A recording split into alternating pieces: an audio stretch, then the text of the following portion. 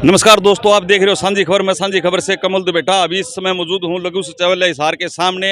काफ़ी संख्या में आपको दिखाई दे रहे होंगे। मेरे पीछे ट्रैक्टर खड़े हैं, गाड़ियाँ खड़ी हैं और पगड़ी संभाल जट्टा संघर्ष समिति हरियाणा और अन्य संगठन यहाँ पर पहुँचे हुए हैं। क्या कारण है जानते हैं। मेरे साथ में हैं संदीप जी, जिला पार्षद मेरे साथ में है, राजीव मलिक जी हैं। इन सभी से करते हैं बात, क्या मामला है पूरा। जी जी भाई साहब, स्वागत स्वागत है। है। क्या मामला है ये, मतलब जितना इतने ट्रैक्टर ट्रालियां सारा सिस्टम खड़ा कर रखा है ये देखिए जी, आप यहाँ जो खास लोग हैं उनके लिए तो ये मामला होगा, लेकिन किसान के लिए बड़े दुर्भाग्य की बात है।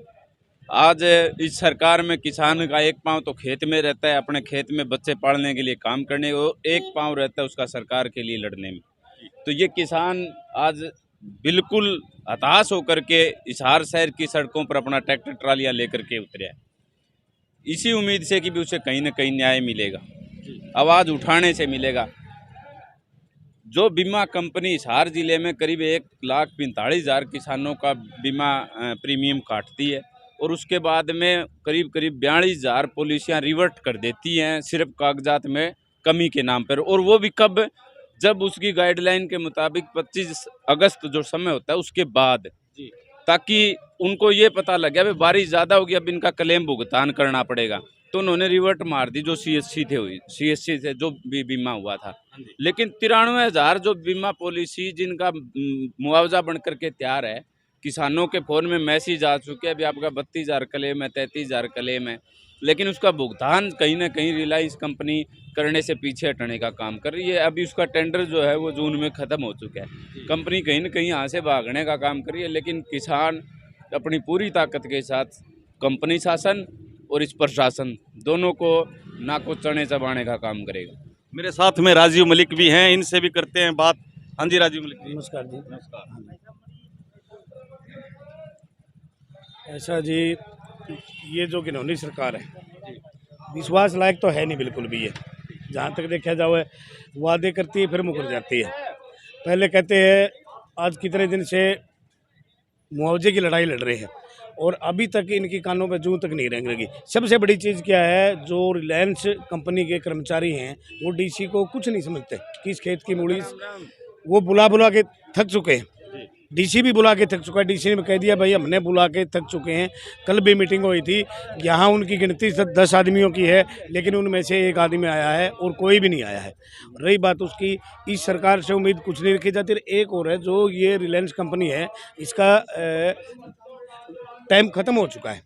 पहली बात ये है। अच्छा, इसका जो टेंडर जो था वो खत्म हो गया। इसका अब खत्म हो चुका है। अब इन्होंने पैसे देने लग रहे हैं कि भाई तुमने देने पड़ेंगे, इसलिए ये आनाकानी और वो कर रहे हैं, कैंसिल कर रहे हैं जाके। टड़ा जास के इस बात हाँ से। बिल्कुल। और ऊपर से जेपी दलाल ये कह रहा है अब भाई हम इस पे पैसे लेंगे। जेपी दलाल कह रहे हैं भाई पैसे डालने लग रहे हैं और कंपनी खत्म हो चुकी है, तो कैसे किस पे लेगा। ये बीजेपी वाले एक झूठा ड्रामा दिखाते हैं। हमने ये डाल दिया, सिर्फ कागजी कार्रवाई है, धरातल पे इनका काम करने की कोई मंशा नहीं है, ना कोई सिस्टम है इनका।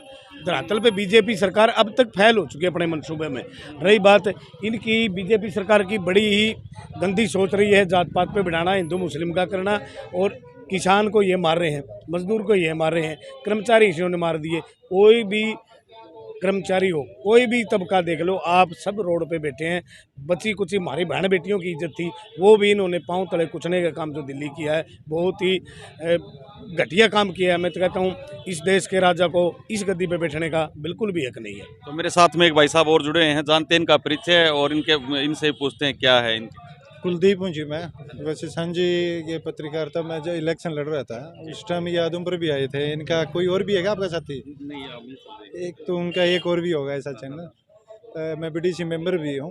मंडी आदमपुर सदलपुर गांव है मेरा। तो पगड़ी संभाल जट्टा किसान संघर्ष समिति से मैं जुड़ा हुआ हूँ।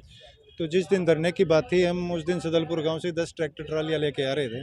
सारे के सारे डटे खड़े हैं, सब में राशन पानी है, पूरी तैयारी है। जितने दिन ये रहेंगे उतने दिन हम भी इनके साथ। कब तक चलेगा ये जहाँ तक कल डीसी साहब से जो मीटिंग हुई थी, वो 15 दिन का टाइम मांग रहे थे हमसे।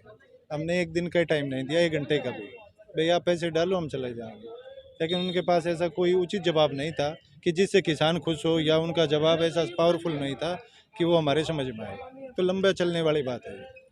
मेरे साथ में जो अभी जो हमने बात करी, जो किसान नेता हमारे साथ में थे, जिला पार्षद भी हमारे साथ में थे, सभी का एक ही कहना, जब तक हमारी मांगें नहीं मानी जाती तब तक ये ट्रैक्टर ट्राली और हम यहीं पर डटे रहेंगे। जय हिंद, जय भारत।